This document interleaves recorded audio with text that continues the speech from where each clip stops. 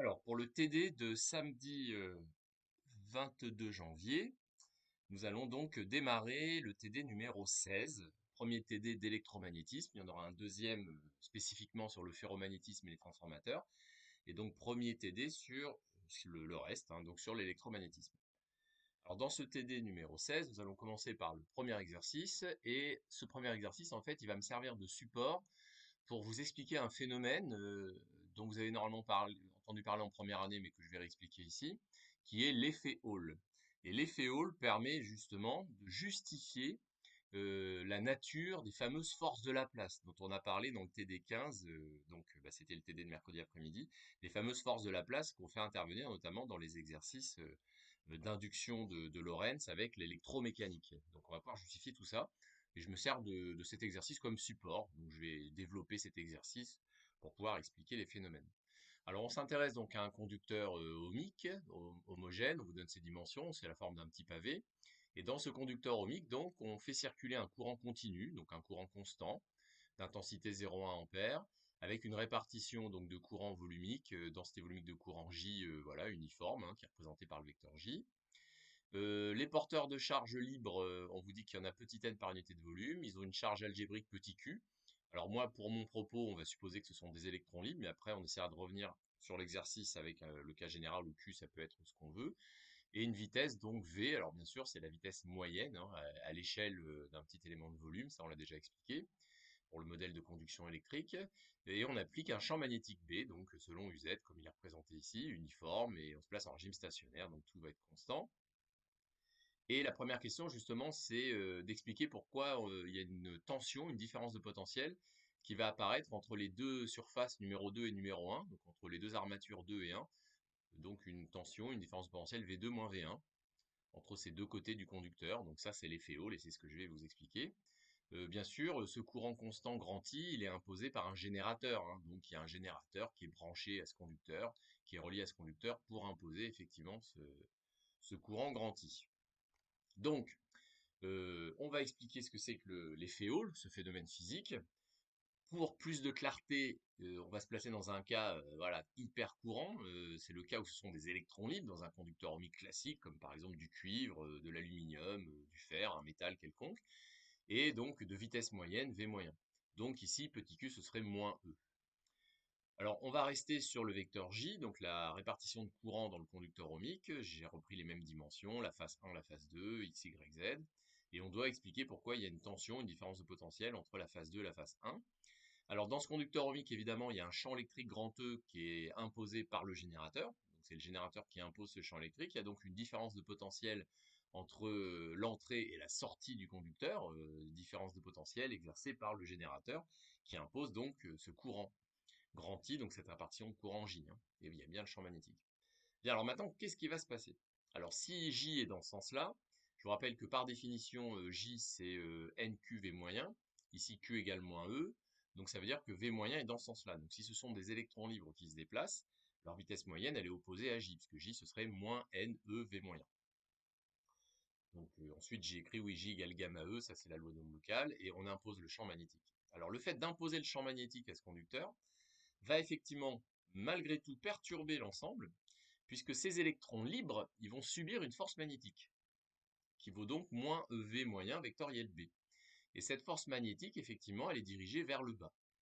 Ça veut dire que les électrons, eh bien, ils sont attirés vers le bas, ce qui va provoquer un excès de charge moins sur cette face-là, et un déficit, donc l'apparition de charge plus sur cette face-là. Donc, vous aviez le régime stationnaire avec le générateur, le champ électrique grand E, les courants J. Très bien. Vous imposez le champ magnétique, et donc vous allez dévier les électrons. Sauf que, en créant cette apparition de charge moins ici et de charge plus ici, vous allez donc produire un champ électrique, puisque vous allez avoir deux faces chargées électriquement. Ça ressemble, c'est pas un condensateur, attention, mais ça ressemble aux armatures d'un condensateur qui sont chargées. Vous allez donc créer un champ électrique que j'appelle EH, H pour Hall évidemment. On va donc créer un champ électrique. Et ce champ électrique, bah, il est toujours attiré par les charges moins, enfin il explose des charges plus, il implose vers les charges moins si vous voulez, donc il est bien orienté comme ça. Donc les électrons vont subir une force électrique supplémentaire, en plus de celle imposée par le générateur avec le champ électrique grand E, une force électrique supplémentaire dirigée vers le haut, moins petit e, la charge fois le champ électrique. Et c'est ça qui explique pourquoi on va maintenir le régime stationnaire précédent. Car ces deux forces, en fait, vont se compenser. Donc en effet, dès que les électrons se dévient un peu, tout de suite, il y a le champ électrique de Hall qui apparaît. Donc il y a les charges moins, les charges plus qui apparaissent, donc le champ électrique de Hall. Donc la force électrique de Hall, et les deux forces se compensent, et on reste sur un régime stationnaire. Sauf que on a bien un régime stationnaire, donc J ne change pas, les courants ne changent pas, la vitesse moyenne ne change pas, mais il y a quand même les charges moins et les charges plus. Et ça provoque évidemment l'apparition d'une tension, une différence de potentiel. Donc si on calcule la circulation du champ électrique de Hall de 2 vers 1, on va bien faire apparaître V2 moins V1. Et donc ce champ électrique de Hall, c'est donc moins V moyen vectoriel B. Il suffit pour cela d'écrire que F Hall plus F mag égale 0 en régime stationnaire. Et on pourra donc y revenir dans cet exercice dans le cas général. Donc voilà l'explication de l'effet Hall. L'effet Hall, c'est l'apparition d'une tension, d'une différence de potentiel entre ces deux faces-là, quand vous exercez un champ magnétique dans un conducteur ohmique parcouru par du courant. Donc dès que vous avez du courant dans un conducteur ohmique et que vous exercez un champ magnétique, vous allez faire apparaître un effet Hall. Donc il y a une tension qui va apparaître. Vous n'avez rien à apprendre par cœur, juste comprendre le phénomène, savoir l'interpréter et savoir retrouver l'expression du champ électrique de Hall, EH, évidemment. Alors on va pouvoir repartir sur l'exercice proprement dit. Donc, vous avez compris, hein, la page 1, je l'avais rescannée puisqu'on n'y voyait pas grand-chose. Et nous voilà donc à la page 2. Alors, maintenant que je vous ai expliqué le phénomène de l'effet Hall, avant de revenir à l'exercice proprement dit, on va en profiter pour faire une petite digression pour vous expliquer la nature des forces de Laplace. Ces fameuses forces de Laplace, peut-être un peu mystérieuses pour vous en première année, que vous exercez, enfin que vous prenez en compte lorsque vous avez un conducteur ohmique parcouru par du courant et soumis à un champ magnétique. Et notamment lorsque ce conducteur ohmique, il est libre de se déplacer sans frottement, le cas de la tige sur les rails de Laplace, le cas du cadre qui se déplaçait dans le champ magnétique, hein, je fais référence aux exercices d'induction de mercredi. Effectivement, donc en électromécanique, hein, quand vous avez un morceau de circuit qui se déplace ou tout le circuit qui se déplace, eh bien ces forces de Laplace, d'où elles viennent? Quelle est leur nature? Évidemment, c'est pas un mystère, on va expliquer ça. Parce que dans le conducteur ohmique, dont on a parlé précédemment, il y a des électrons libres, d'accord, mais il y a aussi des ions positifs. Par exemple, dans le cuivre, il y a des électrons libres et des ions Cu+. Sauf que ces ions Cu+, ils sont soudés entre eux, si vous voulez, ils forment la matrice du cristal, et donc ils vont pas se déplacer séparément. Ces ions positifs, ils ne sont pas libres. Mais par contre, tout l'ensemble peut se déplacer. Si par exemple c'est un fil de cuivre posé sur des rails de Laplace, voilà, juste posé, ce fil de cuivre, il pourra se déplacer dans son ensemble, globalement. Car ces ions positifs, ils vont subir la force de Hall, eux aussi. Donc lorsque l'effet Hall apparaît, un champ électrique de Hall apparaît, une force de Hall apparaît. Pour les électrons libres, on a vu que ça leur permettait donc de retrouver leur régime stationnaire précédent en compensant la force magnétique. Par contre, pour les ions positifs qui ne sont pas soumis à la force magnétique, puisqu'ils ne bougent pas, les ions positifs, hein, puisqu'ils ne bougent pas, eh bien, ils vont être soumis quand même à la force de Hall, puisque les ions positifs vont être soumis à la force électrique. Donc, ils n'ont pas de vitesse moyenne, donc ils ne subissent pas la force magnétique, par contre, ils vont subir la force électrique de Hall. Ils sont chargés plus E, donc ils vont subir plus E, EH. Donc, et EH, on a vu tout à l'heure que c'était moins V moyen vectoriel B. Donc chaque ion positif de la matrice du conducteur ohmique, donc du cristal constituant le métal, le conducteur ohmique, chaque ion positif va subir cette force électrique de Hall. Donc sur un élément de volume d'étau, il y aura petit n ions positifs par unité de volume. On aura donc une force de Hall résultante sur tous les ions positifs de ce petit élément de volume d'étau, égale donc à moins NE V moyen vectoriel B d'étau. Sauf que moins NE V moyen, c'est J. Donc J vectoriel B d'étau. Ça veut dire qu'un petit élément de volume d'étau de conducteur ohmique, de cristal, de métal, subit une force électrique par le biais de ses ions positifs. Donc cette force électrique s'exerce sur toute la matrice, sur tout le morceau de métal. Et c'est J vectoriel B d'étau. Eh bien, c'est ça la force de Laplace. Sauf que ça, c'est la force de Laplace, comment dirais-je, volumique, sur une description d'une répartition de courant en volume, donc réaliste. Maintenant, si vous assimilez donc le morceau de métal à un fil, si vous assimilez la distribution de courant volumique à une distribution linéique, donc vous considérez que le volume de métal, par exemple le fil de cuivre, peut s'assimiler à une ligne sans diamètre, sans dimension, bah vous remplacez tout simplement J d'étau par IDL. Et de J vectoriel B d'étau, vous passez à IDL vectoriel B, donc c'est bien homogène, vous avez bien toujours des newtons, Et là, bah, vous avez l'expression historique de la force de Laplace sur un morceau linéique, sur une distribution linéique de courant. Mais fondamentalement, la force de Laplace, son expression, c'est J vectoriel B des taux, et c'est sur un élément de volume. Et des taux, c'est donc un élément de volume de métal, de conducteur ohmique, et c'est l'ensemble de la matrice, c'est l'ensemble du métal qui subit cette force. Voilà, donc il n'y a plus de mystère. Les forces de Laplace bah, sont équivalentes en fait aux forces de Hall qui s'exercent sur les ions positifs fixes du conducteur. Donc cette force va s'exercer sur l'ensemble du conducteur. Elle ne s'exerce pas sur les électrons libres, elle s'exerce sur les ions positifs, donc sur le conducteur, sur le morceau de matière, si vous voulez proprement dit. Voilà, j'espère que vous avez compris d'où provenaient les forces de Laplace, il n'y a plus de mystère. C'est indirectement lié au phénomène de l'effet Hall. Alors on va pouvoir revenir maintenant à l'exercice. Alors ce que je vous ai expliqué là, c'est très important, hein. Je vous cache pas que ça tombe souvent à l'écrit et à l'oral, hein, l'effet Hall, les forces de Laplace. On aura l'occasion d'y revenir d'ailleurs dans un autre exercice. Bien, alors on passe à la question 2. Montrer que le champ électrique associé à UH vaut EH égale moins J vectoriel B divisé par NQ. Alors là, on va revenir dans le cas général. Donc le cas général de l'exercice, c'est-à-dire qu'on ne vous a pas dit que c'était des électrons libres dans un morceau de cuivre, par exemple, hein. Donc on va revenir sur la charge petit q. On va revenir sur le fait qu'on ne sait pas trop comment est dirigée la vitesse moyenne, hein, parce que si Q est positif, bah, c'est dans le sens de J, si Q est négatif, c'est dans le sens opposé à J. Mais par définition, donc J, c'est toujours QV moyen fois petit n, il y a toujours un seul type de porteur de charge libre dans l'énoncé, donc il n'y a pas de problème.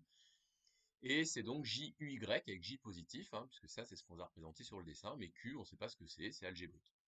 Donc la force magnétique, c'est QV moyen vectoriel B. Or, Q fois V moyen, ben, on vient de voir que c'est forcément JUY. Donc J sur N UY vectoriel BUZ, donc JV sur N UX. Si on applique le PFD à un porteur de charge libre, on a donc sa masse fois la dérivée par rapport au temps de sa vitesse moyenne, puisque le PFD, on l'applique bien sûr sur le mouvement moyen hein, des charges libres, comme dans le modèle de Drude 2. Donc QE, la force électrique exercée par le générateur, indirectement, par le biais du champ électrique imposé par le générateur. Moins M sur taux V moyen, donc ça c'est la force de Drude 2, puisque la charge libre, elle ne se déplace pas librement dans la matrice du conducteur, hein, puisqu'on n'est pas dans le vide, il y a une gêne, et cette gêne, on la modélise par cette force de frottement, dite force de Drude, la force magnétique et la force de Hall, puisqu'on vient d'expliquer qu'il y avait l'effet Hall. En régime stationnaire, V moyen ne dépend pas du temps, on projette sur l'axe des X, on a évidemment cette force-là et cette force-là qui se compensent, et il nous reste uniquement ces deux forces-là. Et on retrouve bien donc EH égale moins V moyen vectoriel B, donc moins J vectoriel B sur NQ, que je développe en moins J B sur NQ UX. Donc on voit bien que si Q égale moins E négatif, on retrouve bien le EH selon UX qu'on a vu tout à l'heure en vous expliquant ce que c'était que le phénomène de l'effet Hall.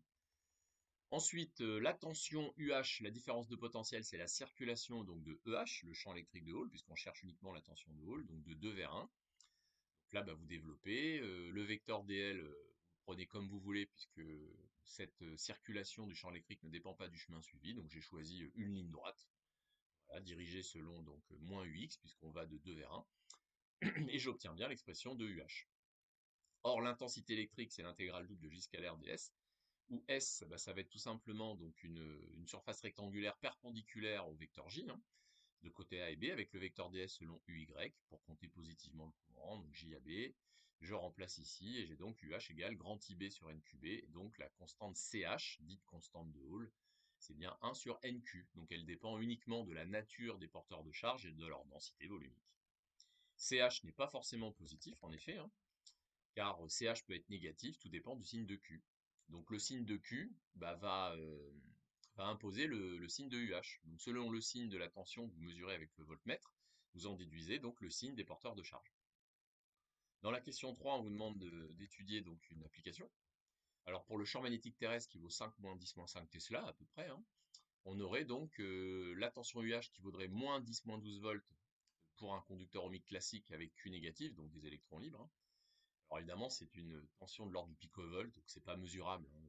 Enfin, je veux dire, dans un laboratoire classique, dans un labo de lycée, c'est pas mesurable cette tension, c'est beaucoup trop petit. Donc en fait, cette tension de Hall sur les conducteurs ohmiques classiques, le cuivre, l'aluminium, l'acier, eh bien, c'est pas mesurable en fait. Voilà, le phénomène existe, mais c'est pas mesurable. Par contre, comme vous le savez, les forces de Laplace, donc la conséquence de l'effet Hall, les forces de Laplace, elles peuvent jouer un rôle important. Il suffit de penser à l'expérience des rails de Laplace, on voit bien la tige se déplacer, hein. Alors par contre, dans un semi-conducteur SC, on arrive à 6-10-6 volts. Donc là, on est dans la limite mesurable. On peut commencer à arriver à mesurer avec des très bons voltmètres dans certaines conditions expérimentales. Mais on constate que UH est positif. Donc Q est positif. Alors effectivement, dans certains semi-conducteurs, c'est pas des électrons libres qui se déplacent, c'est ce qu'on appelle des lacunes. Ça veut dire que dans le semi-conducteur, donc, vous avez des lacunes. Alors des lacunes, ça veut dire des endroits où il manque des électrons, si vous voulez. Donc ça revient à imaginer des charges plus qui se déplaceraient. Mais en réalité, effectivement, ce sont des lacunes, des trous, si vous voulez, qui vont se déplacer, et les électrons, eux, ils vont pas bouger. Donc ce sont des lacunes, donc comme si c'était des charges positives qui se déplaçaient. On va pas rentrer dans les détails des semi-conducteurs, c'est pas votre programme, hein, mais c'est vrai qu'on en entend parler de temps en temps. On constate donc que pour mesurer une tension UH de l'ordre de 100 millivolts, donc pour une mesure classique avec un voltmètre classique en labo de lycée, il faut plutôt utiliser un semi-conducteur, évidemment, mais avec petit n certainement encore plus faible pour pouvoir arriver à des centaines de millivolts, donc des semi-conducteurs avec petit n plus faible. Alors effectivement, on réalise des semi-conducteurs avec certains dopages, c'est-à-dire qu'on rajoute dedans, par exemple, on prend du silicium, on rajoute de l'arsenic, on rajoute du phosphore, et on arrive à atteindre des valeurs de petit n très faibles, et ce sont des densités volumiques de lacunes, effectivement. Voilà.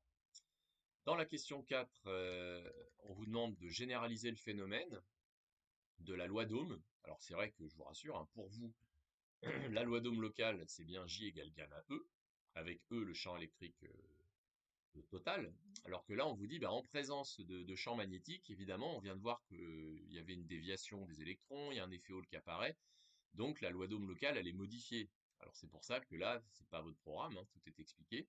On va définir gamma, la conductivité électrique, comme J égale gamma E', avec E', bah, c'est pas le champ électrique total, c'est uniquement la partie du champ électrique qui est collinéaire au vecteur J. Et gamma reste une constante positive. Alors on vous demande de montrer que la densité ionique de courant, J, s'écrit J égale gamma fois E, donc le champ électrique total, plus CH J vectoriel B. Donc E, bah, c'est E' plus EH. E' c'est le champ électrique qui est selon EY, et EH le champ électrique de Hall qui est perpendiculaire. La somme des deux, c'est le champ électrique total. Et J, on vous dit que c'est gamma E' par définition, hein. Donc ça, voilà, c'est pas à savoir par cœur, c'est dit dans l'énoncé. Donc je remplace simplement E' par E moins EH. Et puis EH, bah, parce qu'on avait trouvé moins J vectoriel B sur NQ. Voilà, je refais apparaître le CH et je retrouve bien l'expression qui était donnée. Donc ici, si on développe avec J qui est selon UY, eh bien on obtient l'expression de ce champ électrique total. Donc on voit bien qu'il y a un terme qui est collinaire à UY et le terme qui est selon EX. Et là, ça serait donc le champ électrique total. Bien sûr que le générateur, il est intervenu aussi, hein. Donc si je fais le dessin, bah, j'ai bien J qui est comme ça, moins CH JBEX qui est comme ça, en supposant CH positif, hein. Et j'ai bien un angle θ entre J et E. Donc là, on voit bien que le vecteur J et le champ électrique total, ils sont plus collinéaires, donc c'est plus la loi d'Ohm locale classique, évidemment. Et tangente θ, c'est donc CH gamma B. Alors si θ est positif, c'est que CH est positif, et si θ est négatif, c'est que CH est négatif. Et on a vu que ça dépendait bien sûr du signe de Q. Dans la dernière question, alors on va encore plus loin sur la généralisation, puisqu'on vous dit que, bah en fait, cette loi d'Ohm locale généralisée, si vous voulez, qui n'est pas votre programme, elle serait plutôt sous forme matricielle dans le cas général, avec donc les coordonnées de J quelconques dans la base x, y, z, les coordonnées de E total quelconque dans la base x, y, z, et donc là on aurait une matrice 3-3 dans l'espace, avec ici une constante, alpha, on vous discutez, bon, tout ça c'est pas votre programme. Alors, nous on va juste expliquer ce que caractérise cette matrice. Donc en effet, donc en fait, nous on va exprimer, on vous demande d'exprimer les composantes de EX, EY, EZ. Donc pour cela, j'utilise la formule de la question 4. Donc 1 sur gamma J moins CH J vectoriel B avec le B qui est selon UZ. Voilà, donc je développe et j'obtiens bien donc les composantes du champ électrique en fonction des composantes de J qui auraient trois composantes JX, JY, JZ dans le cas général. Alors je vois bien que c'est linéaire, c'est-à-dire que j'ai bien une loi de linéarité, hein, j'ai bien je vais y arriver, des relations linéaires, des relations affines entre EX, JX, JY, etc. Par contre, c'est pas isotrope. Pourquoi? Bah parce qu'il suffit de regarder la matrice et on voit bien que la matrice, elle est pas symétrique. On voit bien que c'est pas une matrice symétrique, donc ça veut dire que selon les directions du champ E, je vais pas avoir les mêmes courants. Donc le phénomène est parfaitement anisotrope. Alors ça paraît assez cohérent, puisque le champ magnétique il est selon UZ. Hein, donc déjà, vous privilégiez un axe. Donc on n'est pas sur un phénomène isotrope. Je vous en demande pas plus, en fait là c'est plutôt une question d'analyse et de sens physique. Hein. Donc si on change la direction du champ électrique, il ne se produit pas le même phénomène, c'est-à-dire qu'on n'aura pas exactement les mêmes courants. Donc c'est pas un milieu isotrope. Un milieu isotrope, c'est quand, quelle que soit la direction du champ électrique, vous avez toujours la même loi, toujours les mêmes courants. Ici, c'est pas le cas. Alors on appelle ça un capteur à effet Hall. Donc en fait, c'est un teslamètre, un effet Hall. C'est un dispositif qui permet de mesurer des champs magnétiques en mesurant la tension UH. Donc en mesurant la tension UH, bah, vous allez pouvoir mesurer effectivement le champ magnétique. Les capteurs à effet Hall sont assez complexes, puisqu'en réalité, il y a plusieurs directions. Donc, selon l'orientation que vous donnez donc, au petit pavé hein, du capteur à effet Hall, selon la direction que vous lui donnez, vous n'allez pas mesurer la même tension, donc vous en déduisez donc les différentes composantes du champ magnétique, puisque à la base, le champ magnétique, le vecteur, on ne sait pas exactement comment il est dirigé. Voilà, on n'en dira pas plus, c'est pas la peine de trop sortir du programme et de trop développer. Hein. Ce qui m'importait dans l'exercice 1, c'est que vous compreniez bien l'effet Hall, la nature donc des forces de la place, et puis ensuite effectivement bah, comment on arrive à quantifier l'effet Hall avec cette tension UH que l'on pourra mesurer expérimentalement dans certaines situations, notamment avec les semi-conducteurs. Alors on passe à autre chose, l'exercice 2, ça va être assez rapide puisque c'est vraiment une application directe du cours. Dans l'exercice 2, donc, on va essayer d'évaluer la pression au centre de la planète Jupiter, en supposant que la planète Jupiter est une planète gazeuse, homogène, ce qui n'est pas vrai du tout, puisque là, juste à droite, alors là, vous avez une photo de Jupiter, et là, à droite, bah, vous avez ce qu'on imagine être de Jupiter, parce qu'on n'est pas allé à l'intérieur, hein, grâce effectivement à toutes les mesures qu'on a pu faire grâce aux sondes Voyager, hein, qui ont gravité autour de Jupiter pendant plusieurs années. C'est pour ça qu'on a des belles photos. On a envoyé des ondes radio, des ondes, des rayons X, etc. Donc on a pu analyser ce qu'il y avait et on imagine que Jupiter c'est plutôt ça. Donc comme vous pouvez le voir, il y a donc de la roche en fait au cœur de Jupiter. Donc c'est pas une planète 100% gazeuse. Mais donc nous on modélise ça par une planète gazeuse homogène, on vous donne son rayon, donc la Terre c'est 6370 km, Jupiter c'est 69 911 km, c'est beaucoup plus gros, la masse de la Terre c'est à peu près 6 puissance 24 kg, là on a 10 puissance 27, donc c'est beaucoup plus lourd, et on vous demande de déterminer le champ de gravitation à l'intérieur. Alors, évidemment, celui qui n'a pas trop écouté le cours, je pense à personne en particulier, bah, vous dites, mais qu'est-ce que c'est que cet exercice? Qu'est-ce qu'il vient faire en électromagnétisme? Eh bien, c'est parce que on a abordé, et je ne vais pas le refaire, hein, le fait que l'électrostatique et la gravitation étaient analogues mathématiquement. Il y avait une analogie formelle entre les deux. Et en effet, on a vu que le champ gravitationnel, il était analogue au champ électrique. La masse volumique était analogue à la densité volumique de charge. Hein, je ne rentre pas dans les détails. Pourquoi? Parce qu'à la base, entre deux charges ponctuelles ou deux masses ponctuelles, vous avez une force électrique ou une force gravitationnelle, et ces forces mathématiquement sont analogues. Il y a une analogie formelle. Ça veut dire que quand vous avez des invariances et des symétries sur une distribution de charges, eh bien si vous dites que c'est pas des charges mais une distribution de masse, vous avez le droit de réutiliser les mêmes invariances et symétries pour le champ gravitationnel. Il y a donc un théorème de Gauss pour la gravitation. Pour cela, vous remplacez le champ électrique du théorème de Gauss de l'électrostatique par le champ gravitationnel, et vous remplacez donc Q intérieur sur epsilon 0 par moins 4 πg masse intérieure, puisque une masse, c'est analogue à une charge. Et on avait vu que 1 sur epsilon 0, c'était analogue à moins 4 πg si on compare la force gravitationnelle et l'expression de la force électrique. Bien. Alors, on a une répartition de masse, parfaitement donc homogène, isotrope, donc il y a invariance par rotation selon tous les axes passant par O, ce qui veut dire que la conséquence, donc la force gravitationnelle, et donc le champ gravitationnel ne dépend que de petit r.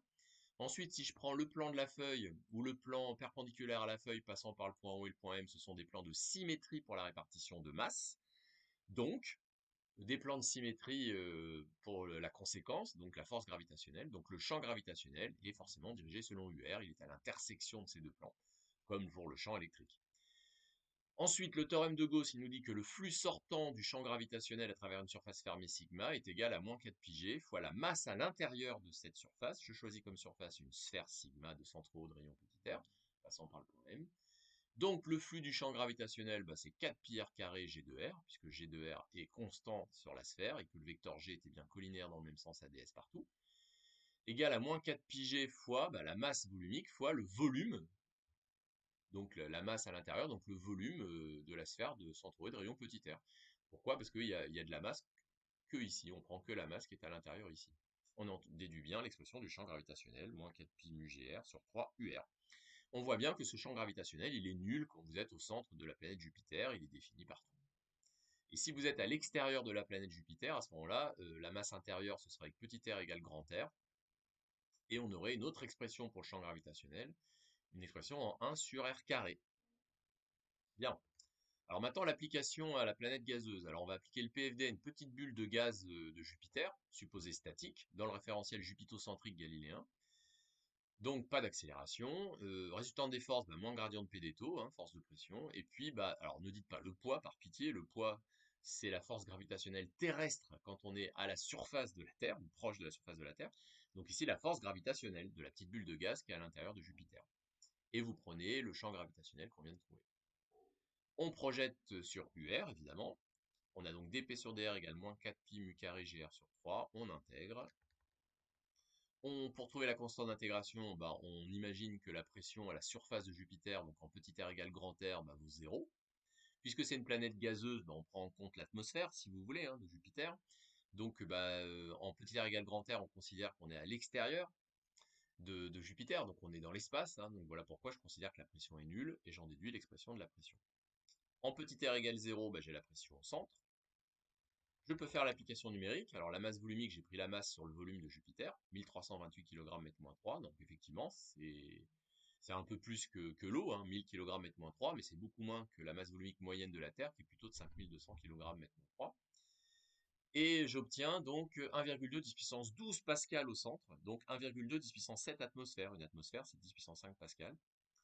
Alors, évidemment, il faut rester modeste, puisqu'on a pris un modèle simpliste pour la planète Jupiter. Mais on vous dit que d'après les sondes, c'est plutôt au centre 6 10 puissance 7 atmosphères. Et nous, on trouve 1,2 10 puissance 7 atmosphères. Alors, bien sûr qu'on se trompe, mais on est sur un ordre de grandeur tout à fait cohérent. Donc notre modèle, il n'est pas ridicule, il n'est pas idiot. Mais évidemment que c'est pas homogène. D'ailleurs, c'est même rocheux au milieu. Ensuite, c'est pas de la statique des fluides. Les tâches que vous voyez, notamment la tâche ici, c'est des tempêtes. Et on évalue les vents à la surface de Jupiter proches de 600 km/h. Donc on est très très loin d'avoir un gaz statique. Il y a évidemment beaucoup de convection, donc certainement des effets de viscosité entre les bulles de gaz qu'on n'a pas pris en compte, etc., etc. Notre modèle est simpliste, mais il donne un ordre de grandeur qui est cohérent. Dans l'exercice 3, alors on va s'intéresser à un câble coaxial, donc un câble coaxial classique qu'on utilise en TP, qu'on utilise pour relier des antennes télé à des postes de télé. Les câbles coaxiaux, c'est ce qui permet de transporter la DSL, donc les signaux Internet en électrique sur un câble coaxial. Un câble coaxial, en fait, il y a un fil de cuivre central qu'on appelle lame, une couronne métallique, et puis entre les deux, un isolant. Alors en général, du plastique rigide, pour pouvoir avoir une certaine rigidité, mais aussi un peu de souplesse, sans le casser.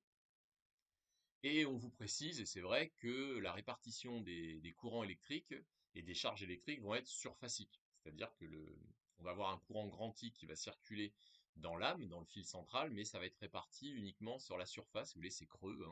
Et on vous dit que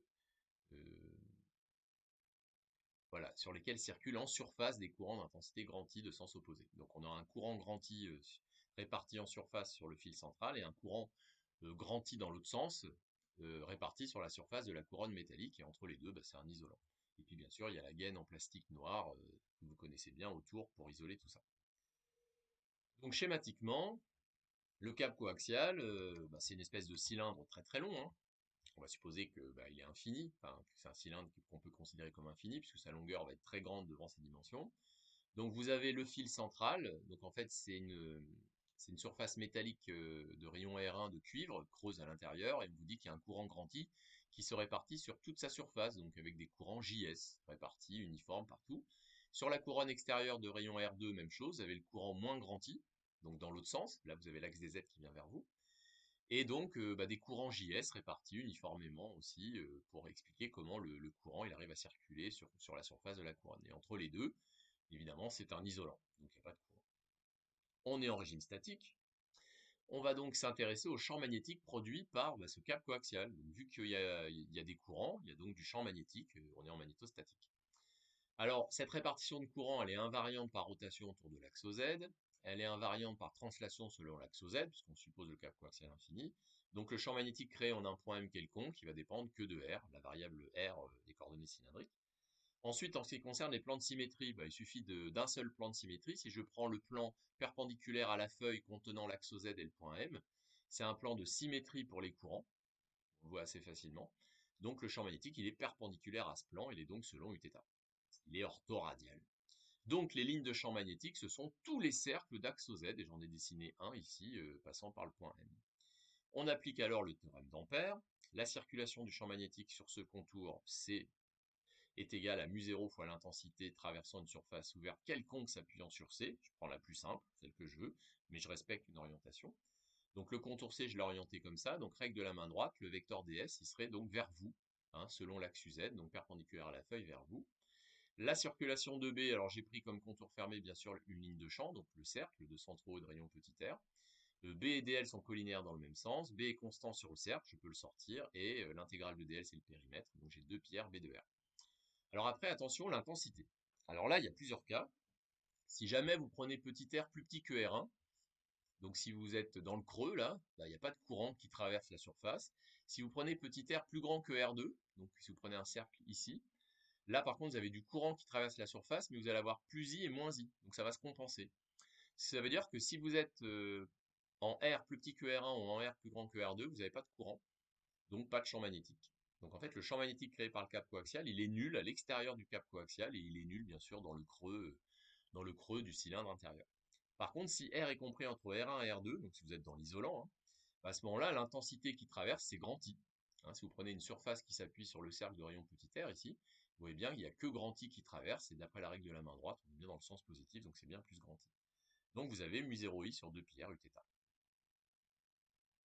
Ce qui nous amène ensuite à l'énergie magnétique stockée dans ce câble coaxial. Donc là, on passe à la densité volumique d'énergie magnétique en joule mètre moins 3, donc B carré sur 2 mu0, j'ai remplacé. Et pour avoir l'énergie magnétique totale en joules, il faut intégrer, il faut sommer tous ces termes sur tout l'espace, sur tout le volume où il y a du champ magnétique. Voilà, le câble coaxial, il stocke de l'énergie magnétique là où il a créé du champ magnétique, c'est-à-dire uniquement entre R1 et R2. Donc il faut remplacer d taux par 2 pi r dH, la couronne cylindrique. Pourquoi? Parce que la densité volumique, elle ne dépend que de la variable petit r. Donc dans d taux, il faut dr pour ramener l'intégrale triple à une intégrale simple. Et le plus simple, on l'avait déjà vu, c'est de prendre effectivement la couronne cylindrique. Donc 2 pi r drh, donc un cylindre de rayon petit r, d'épaisseur dr, de hauteur h, la longueur du câble coaxial. On ramène alors l'intégrale triple à une intégrale simple, on intègre entre R1 et R2 et on obtient cette expression. Qu'on identifie à 1/2 de L I carré, puisque l'énergie stockée dans un circuit, dans une inductance, ça dépend de son inductance propre, grand L, c'est la définition, et donc on en déduit grand L, l'inductance propre du câble coaxial en Henry. Si on divise par sa longueur h, on a l'inductance linéique qui était demandée, l'indice h en Henry mètre moins 1. Voilà, et on voit bien que c'est positif, et on voit bien que ça ne dépend que des caractéristiques du circuit, donc le rayon intérieur, le rayon extérieur. Donc voilà pour la partie champ magnétique créé par le câble coaxial et énergie magnétique stockée, et c'est stocké uniquement de là où il y a l'isolant. Alors on va passer ensuite la deuxième partie. Voilà. Alors on va passer ensuite au champ électrique. Car dans un câble coaxial, il y a du champ électrique. C'est une espèce de condensateur aussi. Là, on vous dit que les charges électriques, elles sont réparties pareil uniformément en surface. Donc il y a une charge plus Q répartie sur la surface métallique interne de rayon R1 et une charge moins Q répartie en surface sur la couronne externe de rayon R2. Voilà. Et entre les deux, c'est un isolant, on suppose qu'il va rester neutre. Donc j'ai une densité surfacique positive et négative ici, c'est ce qui fait penser bien sûr à un condensateur cylindrique, la symétrie cylindrique. Même chose que tout à l'heure, les invariances et les symétries. Donc là on est en électrostatique, donc le champ électrique il n'est créé que par les charges. Je vois bien qu'il y a invariance par rotation autour de l'axe OZ, invariance par translation selon l'axe OZ de cette distribution de charge, donc le champ électrique ne dépend que du petit r, la variable cylindrique. Ensuite, le théorème de Gauss va nous permettre de déterminer effectivement donc, ce champ électrique. Donc le flux sortant du champ électrique est égal à Q intérieur sur epsilon 0. Je choisis comme surface fermée sigma, donc je vais dessiner ici un cylindre de rayon petit r et de hauteur h, donc il passe bien par le point M. Et je constate que le flux du champ électrique, donc d'abord le produit scalaire E scalaire ds, eh bien il va en effet être nul sur la base qui est ici, puisque le champ électrique est selon UR et le vecteur ds ici il est selon UZ. Il va être nul sur la base du bas, puisque là aussi le champ électrique et le vecteur ds sont perpendiculaires. Par contre, sur la surface latérale du cylindre, je vois bien que le champ électrique et le vecteur ds ils vont être collinaires dans le même sens. Ensuite, le champ électrique dépend que de R, donc il est constant sur la surface latérale du cylindre. Donc c'est simplement E fois la surface latérale du cylindre, donc 2πRH. En ce qui concerne Q intérieur, là attention, c'est pareil, il y a plusieurs cas envisagés. Si vous prenez R plus petit que R1, il n'y a pas de charge à l'intérieur du cylindre, sigma. Si vous prenez R plus grand que R2, là à ce moment-là, vous avez des charges à l'intérieur mais qui vont se compenser, plus Q moins Q. Donc en fait, il n'y aura pas de champ électrique. Donc le champ électrique, il est nul à l'extérieur du câble coaxial et à l'intérieur du cylindre intérieur de rayon R1. Il y aura donc du champ électrique uniquement dans l'isolant, comme pour le champ magnétique. Et là, effectivement, Q intérieur, ce sera Q. On voit bien sur le dessin que si vous prenez petit r compris entre R1 et R2, vous avez uniquement de la charge électrique ici, donc c'est tout, c'est Q, la charge totale. Voilà. C'est l'expression du champ électrique, donc entre R1 et R2, donc dans l'isolant du câble coaxial.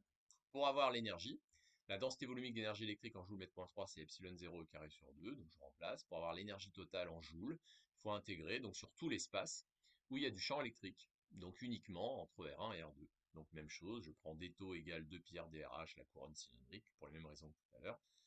J'intègre, et j'identifie à Q carré sur 2C, puisque l'énergie électrique d'un condensateur, c'est 1/2 de Q carré sur C, ou 1/2 de CV carré, si vous préférez, avec C la capacité. Donc je peux identifier la capacité donc, du condensateur équivalent au câble coaxial en farad. Si je divise par H, j'ai la capacité linéique en farad mètre moins 1. Et dans la dernière question, c'est une petite remarque, c'est assez rigolo, parce que si vous faites le produit de la capacité linéique et de l'inductance linéique, vous retrouvez epsilon 0 mu 0. Donc 1 sur petit c carré, avec petit c, la vitesse de la lumière, donc la vitesse des ondes électromagnétiques dans le vide. Voilà, donc c'est pas une coïncidence, on va pas rentrer dans les détails, mais effectivement, on voit que le produit capacité-inductance linéique, en fait, est lié à la vitesse des ondes électromagnétiques ici, pour le câble coaxial. Ce serait vrai d'ailleurs pour tout dispositif. Donc voilà le câble coaxial. Alors, pareil, c'est un exercice classique, le câble coaxial, en tout cas le modèle qu'on vient d'aborder, et il est assez complet parce que ça permet de mêler la magnétostatique et l'électrostatique et de faire intervenir notamment les énergies. Alors dans l'exercice 4, là on va modéliser un éclair, donc la foudre. Donc on vous dit qu'au cours d'un orage, un éclair est considéré comme un tube de courant, c'est-à-dire que pendant un court instant, ça dure que quelques millisecondes, on va avoir du courant électrique, et on va supposer que c'est dans un tube cylindrique très long, que rayon A égale 10 cm, et que l'intensité c'est 10 puissance 5 ampères. Donc évidemment là ça fait 100 000 ampères, donc c'est très très fort, et qu'on va supposer qu'elle est répartie uniformément. Donc l'air devient conducteur, bien sûr, quand il y a un éclair, quand il y a la foudre, grâce à la présence d'électrons libres qui vont circuler donc vers la surface de la Terre. Alors ces électrons libres, ils viennent pas de nulle part, on l'a expliqué, ils viennent du cumulonimbus qui est au-dessus. Donc ils viennent du bas du cumulonimbus, du nuage, et ensuite ils vont retourner vers la Terre par le biais de l'éclair, de la foudre. Alors on vous demande de déterminer le champ magnétique. Donc là vous avez la Terre, les électrons ils vont dans ce sens-là, donc le courant grand I est bien dirigé vers le haut. Donc vous avez le cylindre qui modélise donc l'éclair, donc ce tube de courant électrique pendant la durée de l'éclair, avec J la répartition uniforme des courants volumiques, pour trouver grand I, et on vous demande le champ magnétique créé. Alors en fait on l'a déjà fait en cours, donc je vais rapidement réexpliquer. Vous avez donc des invariances et des symétries, bien sûr, on est en coordonnées cylindriques, j'appelle M un point quelconque, et on voit qu'il y a invariance par rotation autour de l'axe Z de cette répartition de courant, par translation selon l'axe Z, puisqu'on suppose infini, enfin très long, ce tube, donc le champ magnétique ne dépend que de R. Si vous prenez le plan perpendiculaire à la feuille contenant l'axe Z et le point M, c'est un plan de symétrie pour les courants, donc B est perpendiculaire, donc selon Uθ, orthoradial, et tous les cercles d'axe Z vont être des lignes de champ magnétique. Le théorème d'Ampère appliqué donc sur un cercle C de rayon petit r, donc sur une ligne de champ, nous donnera pour la circulation 2πr fois B, égale mu0 fois l'intensité qui traverse une surface quelconque s'appuyant sur le cercle, donc qui traverse le disque, tout simplement, qui s'appuie sur le cercle. Et là, on constate qu'il y a deux cas, donc si R est plus petit que A, à ce moment-là, on prend toute la surface, car toute la surface va être concernée par J, donc on aura l'intégrale double de J scalaire ds avec S qui vaut donc πr carré, donc J fois πr carré, J ds collinéaire, J uniforme. Par contre, si on prend R plus grand que A, donc si on est en dehors du tube, eh bien à ce moment-là, on ne prendra pas toute la surface, puisqu'il y aura du courant uniquement sur la surface pi a carré, et pas sur toute la surface du disque passant par le point M. Et à ce moment-là, on aura... Ah oui, pardon, c'était pas demandé. Bon, on aurait l'expression qu'on a déjà vue dans le cours. Là, on s'occupait uniquement du cas où on était à l'intérieur. Donc mu0 JR sur 2. On voit bien qu'en R égale 0, B égale 0, donc B est bien défini partout, il n'y a pas de souci. Dans la deuxième question, on va vous demander d'en déduire l'effet que va avoir ce champ magnétique effectivement sur les électrons libres qui vont circuler donc dans cette colonne d'air ionisé, donc c'est comme un plasma plutôt, l'air, puisqu'il est ionisé, puisqu'il y a des électrons qui vont circuler, donc la force magnétique volumique s'exerçant sur les électrons libres. Donc chaque électron libre va subir une force en newton qui vaut moins E V moyen vectoriel B. Sur un petit élément de volume d'étau d'air, on a petit n d'étau électrons libres, puisque petit n c'est le nombre d'électrons libres par unité de volume, donc moins NE V moyen vectoriel B d'étau, et là on va retrouver J, parce que par définition J c'est moins NE V moyen, NQ V moyen, on suppose qu'il n'y a que des électrons libres comme charge libre ici. On divise par d'étau et on a donc la force volumique en newton mètre moins 3, J vectoriel B. Voilà. Alors vous allez me dire, ça ressemble à l'expression de la force de Laplace de tout à l'heure, oui, sauf que là, bon, c'est pas vraiment un conducteur ohmique l'air, il est conducteur, c'est pas vraiment un conducteur ohmique, et on va éviter de faire les analogies avec la force de Laplace, puisque là, c'est pas un conducteur métallique, là c'est un conducteur gazeux, plutôt un plasma, et bien sûr, on a vu que le modèle de Drude, par exemple, n'était pas applicable. Bien, on remplace le vecteur J par JUZ, le champ B qu'on a trouvé, on a donc moins mu0 J carré R sur 2 UR, donc en fait une force centripète, donc dirigée vers l'axe OZ. Voilà, pour la force volumique. Alors maintenant, est-ce que cette force est importante? Alors on vous demande de l'évaluer au bord, là où petit r est maximal, donc en R égale A. J'ai écrit que grand I c'était J fois pi à carré, bien sûr, et j'ai trouvé 6,4 10 puissance 5 newton mètre moins 3. Alors évidemment, ça paraît énorme, mais il faut comparer à quelque chose. Alors on vous demande de comparer au poids volumique. Pour cela, on suppose que l'air est un gaz parfait. Donc PV égale nRT, N', le nombre de moles, c'est M sur grand M, petit m sur V, c'est la masse volumique. Et le poids volumique, c'est mu fois G. Donc c'est la masse volumique fois G, au lieu de M fois G, en newton mètre moins 3, ce qu'on appelle le poids volumique. Et mu, j'ai utilisé donc P grand M sur RT, avec P la pression. J'ai pris 10 puissance 5 pascal, j'ai pris T égale 293 Kelvin.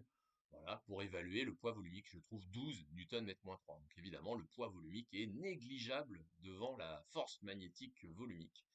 Donc ça veut dire que l'air, il va être très fortement comprimé. Donc toutes les petites bulles d'air traversées par les électrons libres vont être entraînées par cette force magnétique volumique vers l'axe, et donc tout l'air va être très fortement comprimé vers l'axe. Alors cette compression de l'air, ça on va le voir quand on va étudier les ondes acoustiques, donc les ondes sonores dans les fluides, va provoquer effectivement un bruit énorme, c'est le tonnerre. Alors maintenant, pour évaluer numériquement cet effet de compression, on va effectivement évaluer la surpression sur l'axe de ce tube de courant. Pour évaluer la surpression sur cet axe, on va appliquer le PFD à une petite bulle d'air dans le référentiel terrestre galiléen.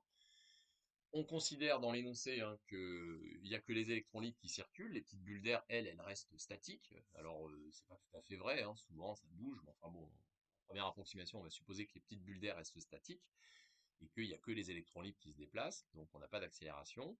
La résultante des forces de pression, bien sûr, c'est tout, parce que si elles sont fixes, il n'y a pas de viscosité. On néglige le poids, on vient de le voir pourquoi, et bien sûr la force magnétique. On remplace, on projette sur UR, on intègre. Pour la constante d'intégration, on va supposer qu'en R égale A, on a la pression atmosphérique P0, classique. Et on va donc avoir l'expression de la pression dans ce tube d'air, dans ce tube de courant électrique qui est de l'air supposé statique. On en déduit donc la pression au centre moins la pression au bord, donc ce qu'on appelle la surpression, et on va trouver 31 847 pascal. Alors là, on est un petit peu déçu, puisqu'on se dit, bah, ça fait 0,3 bar, donc un tiers de la pression atmosphérique, donc c'est pas énorme. Sauf qu'en acoustique, vous l'admettez pour l'instant, bien sûr, en acoustique, on va voir que le seuil de douleur, donc un son qui rentre dans votre oreille, qui va vous donner mal aux oreilles, c'est un son d'à peu près 140 décibels en niveau sonore en décibels, ça correspond à une surpression de 100 pascal. Donc lorsque un bruit provoque une surpression de 100 pascal, ça va vous faire mal aux oreilles. Donc vous imaginez 31 847 pascal. Alors bien sûr, ça va vous assommer, ça peut même vous faire mourir si vous êtes à proximité, hein. Donc ce bruit peut provoquer une hémorragie interne dans votre oreille interne, voire dans votre cerveau et peut vous tuer. Donc c'est effectivement une explosion, hein. C'est équivalent à la surpression que produit l'explosion d'une bombe, par exemple. Voilà, on n'en dira pas plus sur l'analyse acoustique, bon, qui était demandée, c'est un sujet d'oral de concours, puisque évidemment vous n'avez pas encore abordé l'acoustique. Donc j'ai juste fait cette remarque sur le seuil de douleur.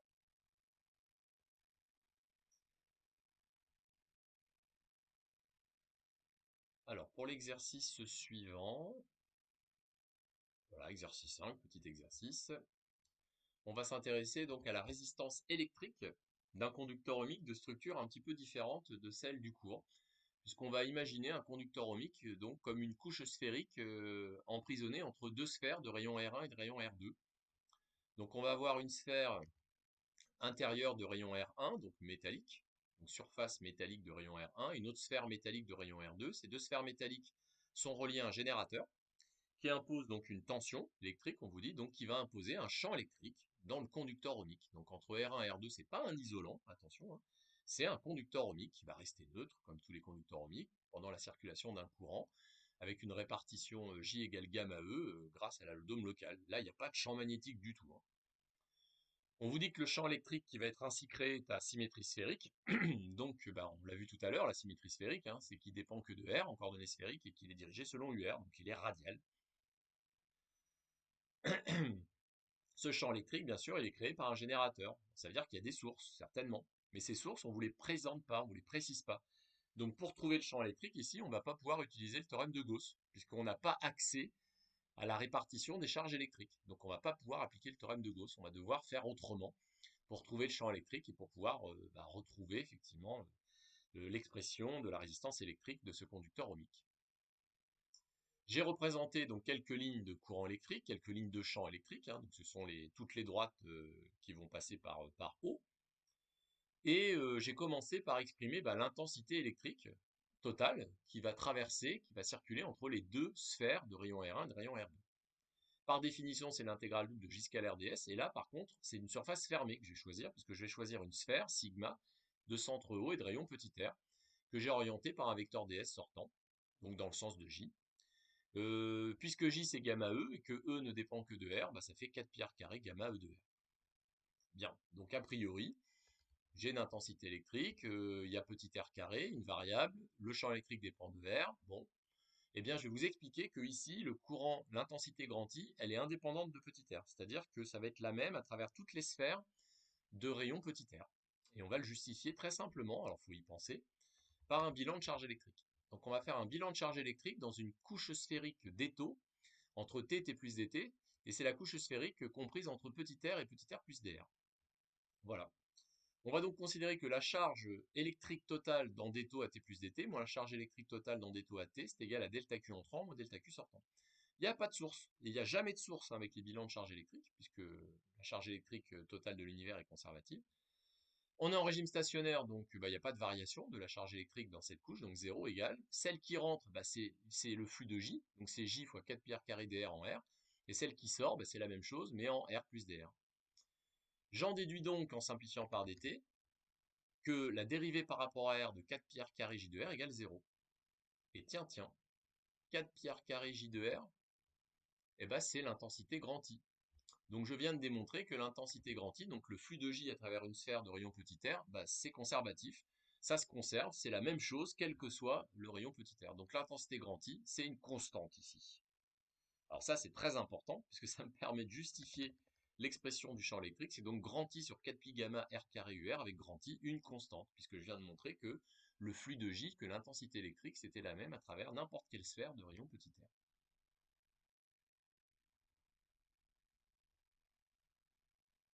Oula, Là, j'ai eu un gros bug. Parce que j'ai pas fini l'exercice. Je me suis limité au champ électrique. D'accord, donc ça va être de l'audio. Je viens de m'apercevoir qu'en fait, j'ai pas fini l'exercice. Bon, c'est pas grave, ça arrive. On a beaucoup de choses en tête en ce moment, hein. Donc j'ai trouvé le champ électrique. Alors, maintenant que j'ai trouvé le champ électrique, eh bien, il me reste simplement à calculer sa circulation pour avoir accès à la tension. Donc, on va calculer la circulation du champ électrique entre R1 et R2. Donc, l'intégrale de E scalaire dl. Simplement, cette circulation, elle est indépendante du chemin suivi. Donc, je vais prendre comme chemin de circulation, comme chemin d'intégration, simplement un segment collinaire à l'axe UR entre R1 et R2. Donc, je vais prendre dl égale dr/UR si vous voulez. Donc, je vais avoir l'intégrale de E de R de E de R UR. Donc, je vais me retrouver avec I sur 4 pi gamma R carré fois dr. Donc, la primitive, ça va faire I sur 4 pi gamma fois moins 1 sur R, et je vais intégrer entre R1 et R2. Donc, vous allez bien en déduire effectivement l'expression de U. Donc, je répète, hein, U, la tension, c'est l'intégrale de R1 à R2 de E scalaire dl.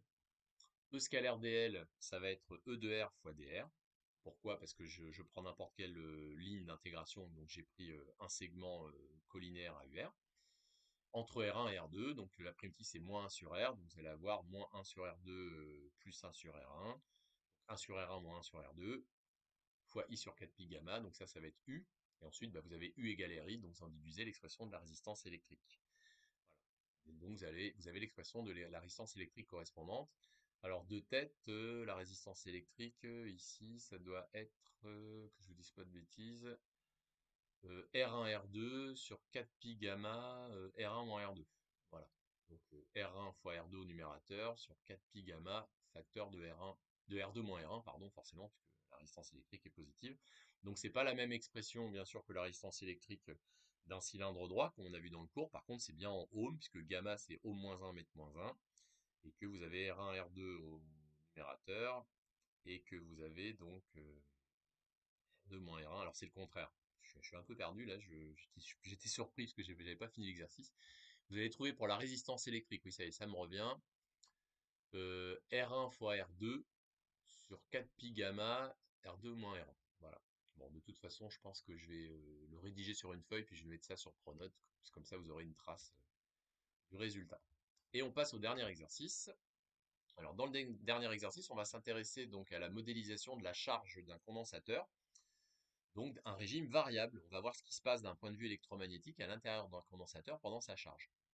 Alors la première question, c'est l'électricité de première année, hein, donc on vous demande de retrouver l'expression de la tension au bord du condensateur en fonction du temps quand vous le chargez, hein, par un générateur de FEM continu V0, une résistance grand R et le condensateur. Donc vous avez bien, par la loi des mailles, V0 égale RI plus V, donc RC dV sur dt plus V, donc V égale A exponentielle montée sur taux plus V0, taux égale RC, AT égale 0, V égale 0, donc vous retrouvez bien la tension au bord du condensateur, donc V0, facteur de 1 moins exponentielle montée sur taux, c'est la charge du condensateur. On voit bien que le condensateur, il va se charger, il va être complètement chargé au bout de 5 taux en pratique, quand t tend vers l'infini en théorie, et que sa tension finale, V infini, c'est donc V0. L'énergie stockée dans un condensateur, c'est un demi de C V carré, donc V0 carré à la fin de la charge. Voilà, ça c'est en joules, l'énergie stockée dans le condensateur à la fin de la charge. Alors on va essayer d'interpréter ce phénomène de charge du condensateur grâce à l'électromagnétisme. Alors pour cela, on vous précise que pendant la charge du condensateur, hein, donc pendant le régime transitoire, pendant la charge du condensateur, il y aura un champ électrique à l'intérieur de la forme E de T, U de Z. C'est pas une grosse surprise, c'est bien ce qu'on avait vu dans le cours. Et on vous demandera d'appliquer le théorème d'Ampère généralisé sur une surface fermée sigma qui est représentée ici. Donc qui entoure l'armature du bas du condensateur avec la charge Q de T. Ensuite, on vous demandera le champ magnétique. On vous donne l'expression du champ magnétique. Alors, on pourrait le justifier par invariance et symétrie, mais pour gagner du temps, on vous l'a donné. Donc, à l'intérieur, il y aura un champ magnétique qui dépendra de la variable petit r cylindrique et qui sera selon Uθ, et nul à l'extérieur. Et on vous demandera d'appliquer le théorème d'Ampère généralisé sur un contour fermé oméga, là, qui est fourni ici, donc un cercle de rayon petit r d'axe Z. Alors, on va commencer par le champ électrique. Alors, on vous parle de théorème de Gauss généralisé. Ah, au secours, parce qu'on n'en a pas parlé dans le cours. En fait, le théorème de Gauss en régime variable, il est inchangé, car l'équation de Maxwell-Gauss, elle est inchangée en régime variable ou en régime stationnaire, c'est la même. Donc en fait, le théorème de Gauss, c'est le même. Alors pourquoi on dit généralisé? Parce que simplement, on indique le temps. Donc c'est le flux sortant du champ électrique à travers une surface fermée fixe à une date t, qui est égale à la charge électrique à l'intérieur de cette surface fermée à la même date t sur epsilon 0. Alors sur la surface qui vous est fournie, bah, c'est assez facile puisque le champ électrique, on vous dit qu'il est nul à l'extérieur, donc le flux est nul sur cette partie-là. Sur la surface latérale, le flux va être nul parce que le vecteur ds il est dirigé selon UR et que le champ électrique il est selon UZ. Donc E scalaire ds ça fait 0 sur la surface latérale. Il reste uniquement le flux sur la base qui est ici. Donc sur le disque de surface grand S, puisqu'on vous dit que la capacité c'est epsilon 0 grand S sur E, grand S c'est la surface du condensateur. On va donc trouver donc pour le champ électrique à l'intérieur du condensateur, et la charge intérieure bien sûr c'est Q de T, on va trouver Q de T sur epsilon 0 S UZ, et à l'extérieur on vous a dit que c'était nul. Alors maintenant on va passer à la question 3 et au champ magnétique, qui va exister, qui va être créé à l'intérieur du condensateur pendant la charge, donc pendant le régime variable, qui est sa charge. Et là on vous demande d'appliquer le théorème d'Ampère généralisé. Alors là, au secours, c'est difficile, parce que là c'est modifié vraiment. On repart de l'équation de Maxwell-Ampère dans le cas général, donc en régime variable quelconque. On vous a pas dit qu'on était dans la RQS ici, hein. Donc on garde toute l'équation de Maxwell-Ampère avec le dernier terme. Et on va essayer de redémontrer le théorème d'Ampère comme on a appris dans le cours, grâce au théorème de Stokes-Ampère, le théorème mathématique. Donc dans un référentiel, on prend un contour fermé fixe, une surface ouverte s'appuyant sur C fixe, alors quelconque mathématiquement. J'oriente avec DLC, le vecteur ds, je respecte la règle de la main droite, pas de problème, et j'exprime le flux du rotationnel de B à travers cette surface S s'appuyant sur C. D'après le théorème de Stokes-Ampère, c'est la circulation de B sur C. C'est égal à donc le flux de rot de BDS est égal aussi au flux de tout ça, donc le flux de J plus epsilon 0 mu 0, le flux de DE sur DT. Le flux de J, c'est l'intensité qui traverse S, et le flux de DE sur DT, je le laisse le flux de DE sur DT à travers S. Voilà, vous avez sous les yeux le théorème d'Ampère généralisé. Vous n'avez pas à apprendre par cœur, vous devez redémontrer, rejustifier. Donc la circulation de B sur un contour fermé à une date T est égale à mu0 fois l'intensité qui traverse une surface S quelconque s'appuyant sur C à une date T, plus epsilon 0 mu0, le flux de DE sur DT à travers la même surface S que vous avez choisie, qui s'appuie donc sur C. Donc il y aura un deuxième terme. Et là, il prend tout son sens, puisque en effet, l'intensité électrique qui traverse les armatures du condensateur, il n'y en a pas. Évidemment qu'il n'y a pas de charge électrique qui traverse l'isolant entre les armatures du condensateur. Il n'y a pas d'intensité, il n'y a pas de charge électrique. Donc ici, grand I, à travers le disque qui s'appuie sur le contour oméga, c'est 0. Voilà. Pendant la charge d'un condensateur, il n'y a pas de charge électrique, il n'y a pas d'électron libre, il n'y a pas de charge électrique qui traverse l'isolant. Jamais. Alors, il y a une intensité électrique dans le circuit autour, I, parce que Q varie, I égale dQ sur dt, mais il n'y a pas d'intensité électrique qui traverse directement l'isolant, évidemment. Donc, grand I égale 0. Ça veut dire que s'il y a du champ magnétique, c'est grâce au deuxième terme. Donc pour expliquer qu'il y a du champ magnétique pendant la charge du condensateur, pendant le régime transitoire de la charge du condensateur, c'est grâce au deuxième terme, donc dE sur dt. Alors là, il n'y a pas de problème, hein, puisqu'on va prendre comme surface s'appuyant sur le cercle oméga, le disque qui s'appuie sur le cercle oméga. Le champ électrique, il est constant sur ce disque, hein, on vient de le déterminer. Voilà, donc ça donne directement epsilon 0 mu 0, d2 sur dt fois pi r carré, puisque E et ds sont collinaires dans le même sens, c'est l'axe UZ. Et la surface du disque s'appuyant sur le contour oméga, c'est pi petit r carré, et puis E, vous l'avez, donc dE sur dt, on voit bien que c'est pas nul. Là, j'ai fait le petit dessin pour expliquer. Donc vous avez l'expression du champ magnétique à l'intérieur. Alors il est nul à l'extérieur, on vous dit à l'intérieur, mu 0 sur S, dQ sur dt, R sur 2, Uθ.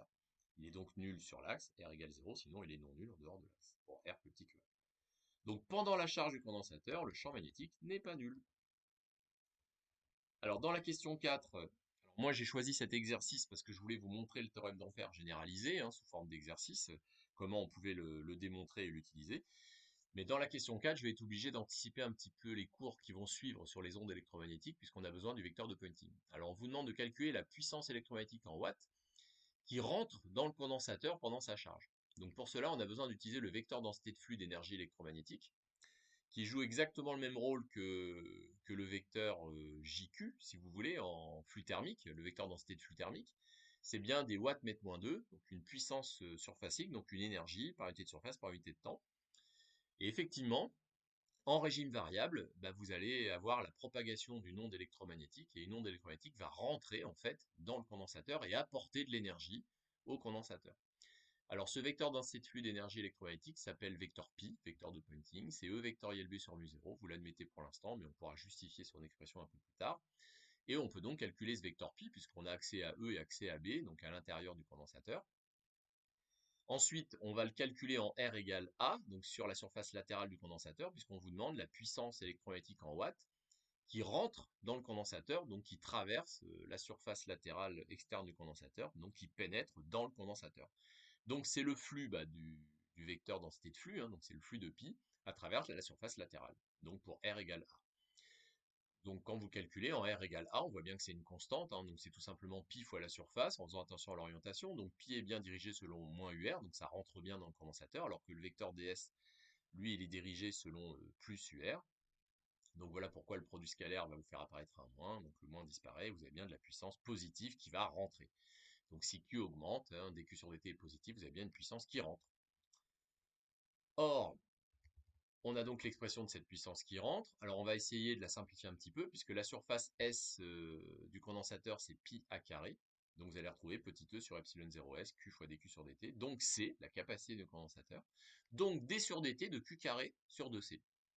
Donc D sur dt de CV carré sur 2. Et là, au miracle, on se rend compte que la puissance électromagnétique qui rentre dans le condensateur, bah, c'est le taux de variation de l'énergie stockée dans le condensateur.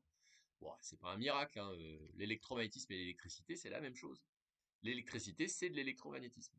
Ça veut dire qu'à la fin de la charge, l'énergie électromagnétique totale qui va rentrer dans le condensateur en joules, donc l'intégrale de la puissance entre t égale 0 et l'infini, en théorie, entre 0 et 5 tours en pratique, bah c'est bien égal donc à CV carré sur 2 à la fin, moins CV carré sur 2 au début, mais V égale 0 au début, donc 1 demi de C V0 carré. Donc on retrouve exactement grand U.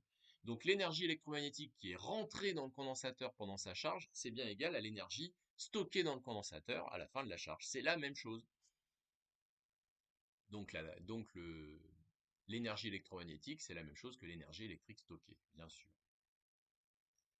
Et enfin, pour terminer, dans la dernière question, on va essayer aussi d'interpréter cette énergie stockée dans le condensateur à la fin de sa charge en utilisant les densités volumiques d'énergie électrique et magnétique que l'on a vues justement dans le cours. Alors quand t tend vers l'infini, donc quand la charge est terminée, bah, Q égale constante, donc en fait B égale 0. Alors en effet, à la fin de la charge du condensateur, on a bien dit quand le condensateur est chargé qu'il n'y a que de l'énergie électrique. Effectivement, si Q égale constante, dès Q sur dt égale 0, il n'y a plus de champ magnétique. Le champ magnétique, il existe uniquement pendant la charge, pendant le régime transitoire, le régime variable. À la fin de la charge, il n'y a plus de champ magnétique. Il n'y a que du champ électrique qui vaut donc Q à la fin sur epsilon 0s. Donc la densité volumique d'énergie électromagnétique en joule mètre 3 présente dans le condensateur se résume à de l'énergie électrique à la fin de la charge. Donc epsilon 0 carré sur 2, donc Q carré sur 2 epsilon 0 S carré. Donc l'énergie électromagnétique totale se résume à de l'énergie électrique en joules, l'intégrale triple de oméga EM des taux sur le volume du condensateur, puisque le champ électrique il est nul à l'extérieur du condensateur. Donc Q carré sur 2 epsilon 0 S carré fois le volume, donc SE. Et au miracle, on va bien retrouver epsilon 0 S sur E la capacité, et donc un demi de CV0 carré bien sûr.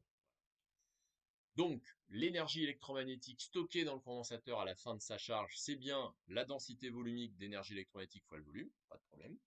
Mais c'est aussi l'énergie électromagnétique qui va rentrer, qui va se déplacer et rentrer dans le condensateur, puisqu'on va voir qu'en régime variable, il y a des ondes électromagnétiques, et ces ondes électromagnétiques se propagent et vont rentrer dans le condensateur, apporter une puissance, et c'est la puissance électromagnétique qui rentre dans le condensateur, eh bien, qui peut interpréter l'apparition de l'énergie dans le condensateur, qui se stocke petit à petit. Voilà, on a bien identifié tout ça. Donc voilà, c'est tout pour ce TD. Je n'oublie pas de vous mettre sur Pronote un petit supplément là pour la fin de l'exercice 5 que j'ai zappé. Donc en fait que voilà que j'ai certainement en fait que j'ai pas rédigé, je vous le dis franchement. Et bah vous avez la totalité donc de ce TD. Alors c'est un petit peu plus long que d'habitude, je l'assume, hein, mais parce que comme ça on peut gagner un petit peu de temps. Et on poursuivra bien sûr la deuxième partie de ce TD la semaine prochaine, donc mercredi après-midi. On finira peut-être pas mercredi après-midi et donc le samedi.